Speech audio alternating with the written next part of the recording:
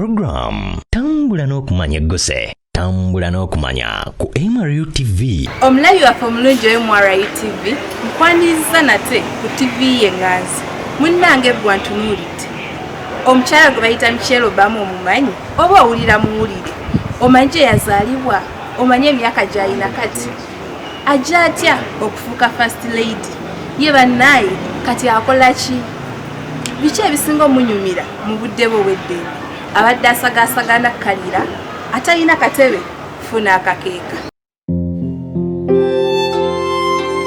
Michelle Obama yazaalibwa ng'ennaku z'omwezi 17 omwezi ogw'Agatonnya omwaka ogwa 1964 mu kibuga Illinois mu ssaza lya Chicago mu maserengeta ga United States of America.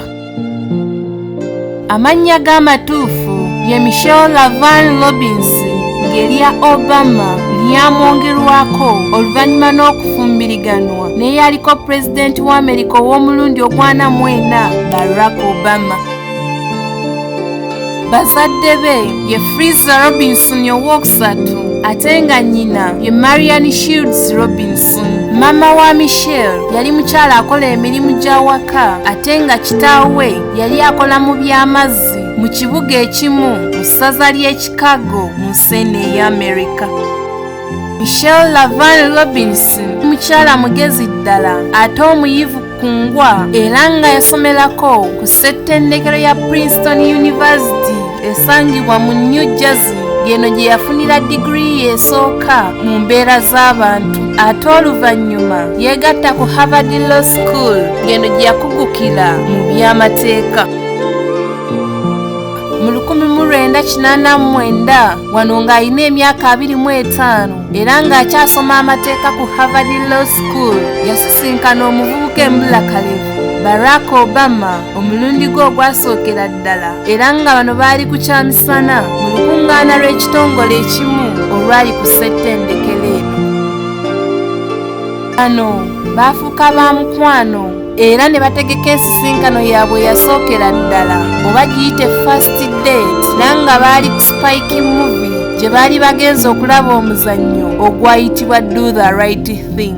Okuva ku olwo omukwano gwabwe gwakulira ddala era ng'ennaku z'omwezi 3 omwezi ogw'ekkumi omwaka ogwa 1992 Michelle Lavan Robinson yafumbiriganwa mu butongole n'omuvubuka embulakalevu Barack Obama.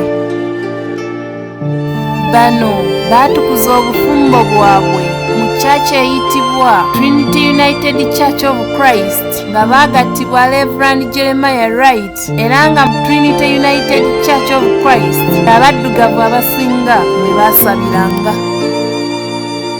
Mu bufumbo bwabwe Omukama yabaweeramu ebirabo by'abaana babiri era nga bonna bawala okuli Maria Ann nga yazaalibwa mu mwaka gwa 1998 nga kati alina emyaka 25 wamu ne Natasha muyite Sasha eyazaalibwa mu mwaka gwa 2001 nga kati alina emyaka 22. Mu kiseera kino Barack Obama yali yeetandika dde okwetaba mu byobufuzi by'ensi eno Amerika era nga mukyala we Michelle Obama yakola omulimu gw'amaanyi mu kumusagulira akalulu era okukkakkana ng'awangudde ekifo mu kabineeti ya United States of America giyite Senate enkulu. Oluvannyuma lw'okufuna ekifo mu Senate ya America Barack Obama teyadda mabega era mukyala we yamuwagira nnyo. Mu mwaka gwa 2008 Barack Obama yalondebwa nga pulezidenti wa Amerika ow'omulundi ogw'ana okukulembera ensi eno ey'Amerika ate n'abeera Black American eyasooka okukulembera abakyeruppe.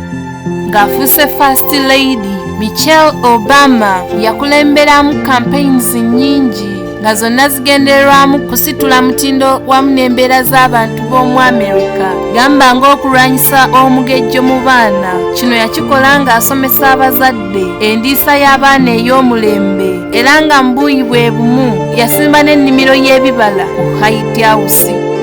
Teyakoma okwo Michelle Obama yatambuza campaign ey'okuwagiranga abavubuka wamu n'okukubiriza abaana naddala ab'obuwala n'abakyala okujjumbira okusoma. Bbaawe bwe yawummula ebyobufuzi, Michelle Obama yasigala nga yeeyisa ng'ekyokulabirako eri abakyala abalala ku lukalu lwa Bulaaya wamu n'abakyala bonna okwetooloola ensi yonna.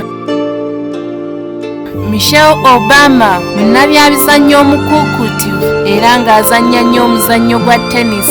Mu ngeri y'emu anyumirwa nnyo okulaba omuzannyo gw'ensero. Omukyala ono asinga kwagala langi ya lilac abasinga gye muyita papa ow'amazzi, ng'ekirala ayagala nnyo okunyumya n'ebawala be okuli Maria ne Natasha naddala mu budde nga bamaliriza okulya ekyemisana.